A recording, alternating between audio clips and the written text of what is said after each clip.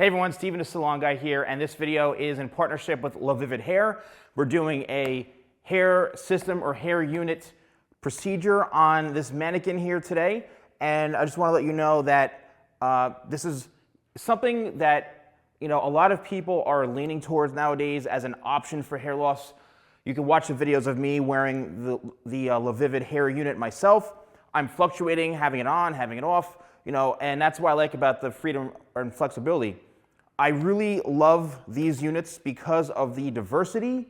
They have such a wide selection, actually for men and women. They have something called uni-wigs. They have really, really high quality wigs for women as well and for men, and I'm just really impressed with the technology, what goes into each system, and it's really, really awesome. So today what we're doing is we're making over this mannequin. I want to create a haircut that's a little more modern, kind of like a shag haircut. And it's amazing what you can create with these types of hair pieces. It's almost like it's like in the movies, something you see in the movies. That's what all these guys are wearing, these actors are wearing hair units. The unit today that we're using this is the one that is a lace base and a poly base, which is really, really cool. So the lace allows for some breathability on your scalp.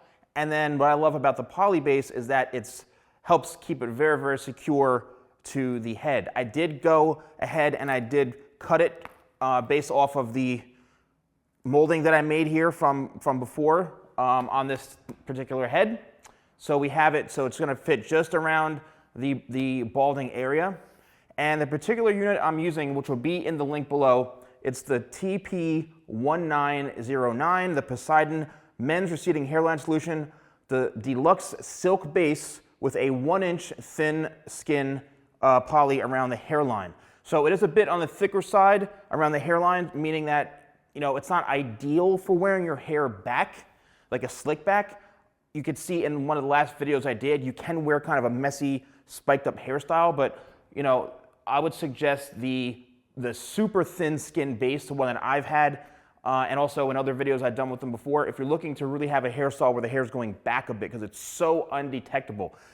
The unique thing again about the knotting on the scalp here is that you literally comb this straight down and it's so undetectable. Let's get right in through here. It's so undetectable that it literally looks like it's your real scalp, okay, which I think is pretty awesome. And that's the whole thing about this is the ability to be untraceable. And yeah, so I'm going to be putting this on, and in a minute I'm going to be showing the different steps and things that are needed to apply this, which are all sold on lavividhair.com. Now I'm kind of a goofball here, and I just want to see what I look like with dark hair like this, okay? Let's just see what this looks like. Let us see what this looks like. Yeah, kind of a little bit, a little emo and goth, which is cool, but yeah, not necessarily, I think, the right look for me. Maybe. What do you guys think? There we go. All right, so first thing, what do we need to do? So by looking at this particular mannequin head, there are some stragglers, some hair that is just random hairs. You got to shave all of those off.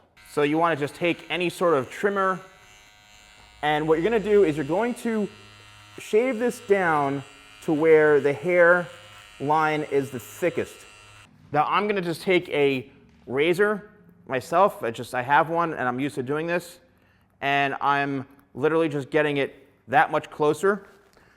This is where you need to be careful if you're not used to doing this, but if you're used to shaving your head, then this will be a piece of cake. And if you're having somebody do this for you, make sure they're not mad at you, okay? All right, so what I would suggest is if your hair is, maybe a little bit greasy or something, or you feel, just take some rubbing alcohol, put it on a towel, and just wipe this down. Make sure you get all those oils off so you got a nice clean base to work with. Next, I would suggest spraying No Sweat, which is a great spray. I'm actually sweating right now. I'm just going to put some on me. But it's a great spray to lay on the base or the scalp to help prevent sweating, because the more you sweat, the more it's going to mix with the adhesive, and then it's just going to make the adhesive loosen up a little bit and it won't last as long. So you want to prevent sweating as much as possible. Next is the scalp protector, which again, all this is sold on lavividhair.com. This is really, really essential because this is going to act as that protective base on the scalp, which is really, really important. And I like to just shake it up a little bit, and then you simply just go in and press down a little so the product comes out, and then just work it all in the area that you're going to be applying the adhesive, all right? Let that dry first for maybe, I don't know, 30 seconds to a minute. It dries relatively quickly. Last but not least, we're using the Supreme Ghost Bond, which is the adhesive that I'm going to apply to the scalp and then lay the unit over. Okay, so I just applied the Supreme Ghost Bond into the bowl, and now I'm going to start my application. And what I'm going to do is, in through here, I already could see where the hairline was. If you are doing this yourself, you could use a hair cutting comb or some sort of comb to create little notches in your scalp, which will go away. It's not going to hurt you or anything like that, just as a guide to see where to put the actual unit. So going in with the glue like so, you're literally just going to start applying it all over the entire scalp where it needs to go. I like to start in the middle, work my way back, and then work towards the front. Just because in my experiences when I first started doing this, I have noticed that if I start in the front, I've applied too much, and sometimes it doesn't really work out too well because there's too much product on there, too much glue. And the last thing you want is to have too much glue in the front. Trust me, because then what happens is it seeps down past the hairline and it just creates all sorts of issues and stuff. So, you know, then you're wiping off glue off your forehead and everything. You know, it's a process. So the best thing to do is I like to just save the front hairline for last when applying this. Also, don't be afraid to, and make sure you flip the brush over, because what happens is, look, there's product on the other side. Flip the brush around and apply it. There you go. It just, there's a lot of product on the brush, so don't be afraid to switch the brush upside down so you're not wasting product. So what I like to do is I like to just slowly take my time and work the product in as best I can without being very, very aggressive. Think of yourself as kind of painting on the hairline, right? You're painting on the hairline, and it's literally just like you're drawing. You're drawing on the scalp. And it's really, really crucial to follow this because it's really going to save you and prevent things from getting really, really messy, to be honest with you. Traditionally, what you need to do is apply maybe, I'd say 2 to 3 coats after each one dries. So you want to let this dry for, I'd say, about a minute or so to 2 minutes. Go back in and apply a second, even third coat. Sometimes I've ever done 4 coats, just because you want to make sure you have a really, really solid adhesive base on the scalp. So I'm just going to continue to go over this, make sure I have everything where I want it, and then we'll come back when I'm ready to put on the unit. All right, so the adhesive is now fully dried, and it's time to put the actual unit on. Again, this process alone could take 15 or so minutes, just because you may have to go back and take your time and, you know, apply 2 or 3 more coats to it. So you have to be patient if you're a professional doing this. Again, it's something that requires patience. It's not a 1, 2, 3 job, and if you're doing this yourself, you have all the time to do this. So really take your time with it and don't rush it. So now again, it's time to put the hairline, or to put the hair on. We're going to start right here in the hairline. So what I like to do, I'm actually going to bring this hair down a bit, and because I need to have a better vantage point. If you're doing this yourself, you know, you could start in the back. You know, it really depends on you. But all right, we're ready. So I'm just going to lay the unit right down on the hairline, and I'm stretching this out here into the corners so that I have full coverage. And there we go. Perfect. So now I'm just going to be rolling the unit back and making sure that I am stretching it a little bit so that we have really good even coverage. And last but not least, there we go. And we can press down. And now is a time where we literally just press this down on the scalp here. This is what it would look like if you're going to take a towel, literally, and lay it on your head and just pull down on the sides here so you're getting even tension. You're just really, again, trying to lock this down onto the scalp. That's the whole point of this thing, is to get it on and wear it. Beautiful. So now let's comb this through. The hairline matched up perfectly. We are good to go. And now it's time to cut the hair. Again, if you are going to wear this back, you can. It's just keep in mind it's extremely thick. It's very, very natural, but it's really on the thicker side. So you really have to make sure you're going to be doing a hairstyle that is going to really complement everything. So today what we're doing is we're doing a bit of a kind of a shag men's haircut where we're going to be having a fringe, right? Something coming down towards the front. So I'm going to be cutting this whole haircut with the razor, and just because it gives me a little more texture and it's a great tool. So if you are attempting this at home, I wouldn't.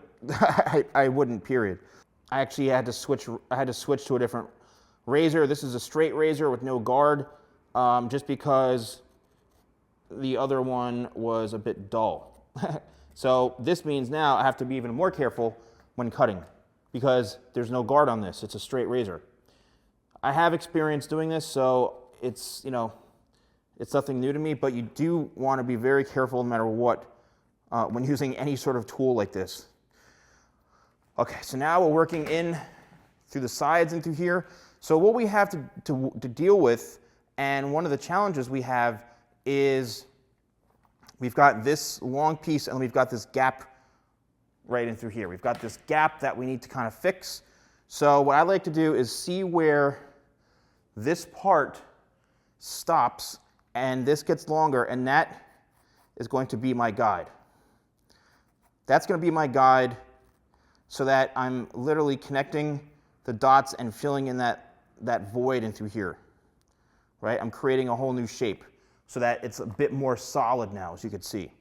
And then once we have that, we can go in and then piece out the entire thing in through here. But right now, we're building the foundation for the house, right? This is the foundation, which is the most important part of the entire haircut. Because if this isn't right, then nothing else will be right, okay? You need to have a solid foundation. So now we can see it's much more connected and blended in through here. This hair is extremely on the thicker side, so we have plenty of options when it comes to removing that excess weight. As you can see what I did there, that helps with the razor. What are we going to do in the front? Well, I mentioned I want to have some sort of fringe area or bang area here to create that kind of modern or even classic shag, which usually ends up being right around in through here. So what I'm going to do is I'm going to take a nice thin section right down the middle, right here, and this is where you need to determine where you want to have your length. With the razor, it's a bit more forgiving, but at the same time, just keep in mind that you don't want to cut this too short, all right? You don't want to cut the hair too short, because if it is too short, then you're screwed. All right, so there we have the middle piece, which I think looks perfect.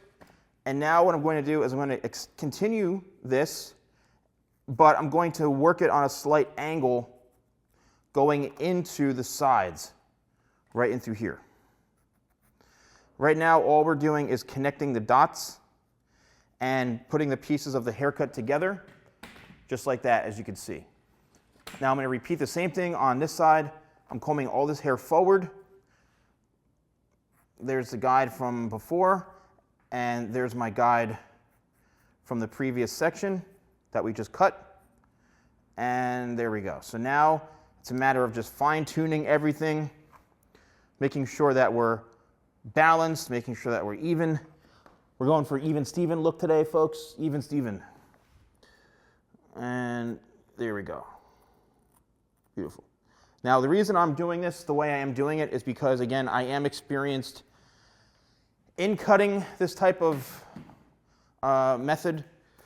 So now what we've got, if we've got some texture in through here, and it's working into the length, right? It's working into the length throughout the back. And do you see, just simply because we put all that effort into cutting the foundation, this could actually end up being a really, really nice haircut, right? This could end up being a really, really nice haircut just on its own. There's my guide, bringing the hair up, and now I'm dropping it down. I'm going to take the next section, same thing on this side. We're going to comb the hair up. Let me just turn this way so I can see. Comb the hair up. There's my guide, and I'm cutting it straight across. All I'm doing is creating a blend, ladies and gentlemen. I'm creating a blend from the unit into the natural hair. And I did that all horizontally. Now I'm going to be cutting this vertically like this, because this is the part where you need to blend everything in. Because the longer hair, or the unit piece, is going to hang over everything else, and you have to blend it. If you don't blend it, it's just going to look like, it's going to look very awkward, and it's going to look like there's a big clump of hair in your head. So you need to make sure that everything is blended in properly. And the best way to do this for me is I like to go from the center to the right, and then the center to the left. Don't forget, we've got all this bottom hair down through here. So don't neglect this hair down through the bottom, because it's part of the haircut. It needs to be cut. And this has a tendency to be very, very, very heavy. You know, so all we're doing right now is literally we're just removing weight by a simple layering technique. And then we're going to go back in and use thinning techniques, right? Because, again, this particular mannequin and this hair type is very, very, very thick, very poker straight, almost like Asian hair. It's very, very coarse and thick and dense. So, you know, you have to not only cut it well from this standpoint, you also need to make sure that it's not so heavy, you know? And there's a lot of room for removing weight on Asian hair and hair types that are really, really thick like this. You don't have to worry as much. All right, so now I'm going to connect the back into the top, and I'm going to do this throughout the entire top of the head. Now that I've got that blended and connected, we can start to cut using horizontal sections. So let's comb this straight up on the head. There's my guide right there, and I'm cutting it straight across. Same thing here, combing it straight up. And there we go. So now the very, very front, let's bring this and extend this upwards. There may be a few longer hairs or so that you may need to cut or trim, which is totally fine. But the whole point of all this is to make sure that everything is really connected together, right? Now I'm cutting the corners. And the corners are the part where the hair really matches up. This is the area where you're connecting and really blending in the entire shape. And that is why doing haircuts step by step, taking your time, not rushing it, is really, really essential. Now, I feel like I haven't stopped talking for 3 hours, but I'm just trying to be very, very thorough with you guys. I know a lot of times you like to see me doing more in-depth type tutorials like this. So I apologize to the people who don't want to sit through this, but I don't apologize to people who actually want to learn and who are into this. So now I'm switching around to the other side, and I'm going to do the same thing. Notice that my body position hasn't changed. If you were doing this on a client, you would just simply spin them around so that they're facing you now. so my body position can really stay in the same spot without creating any sort of uncomfortable body position for me. It just really all comes down to this. You don't want to be cutting over the top this way because that's really not good for the back, and my back already starts to hurt when I start to do that. So instead, you want to make sure you're just really putting yourself in a very stable, comfortable position when cutting. Now I've got the thinning shears, and what I'm going to do is I'm going to go in throughout the ends here and really just start in the sides, because this is like really, really thick, and I'm just going to remove some of that weight. And this is a great technique if the hair is, again, super, super thick like this.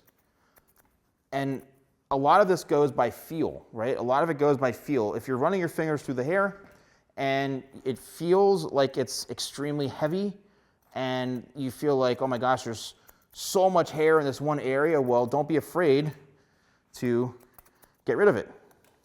And don't be afraid to thin it out or texturize it, because yes, it can be very, very heavy. You know, it can be very, very heavy. So you need to get rid of all that weight so the hair isn't just clumped up. And also creates a nice kind of wispier piece too.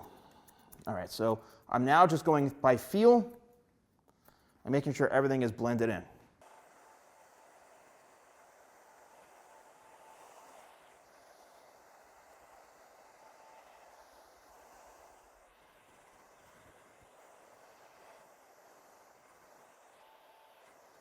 Okay, so I'm just going to spray a little more of my Tidal Wave sea salt spray in the hair to give it a little bit of added texture and shape.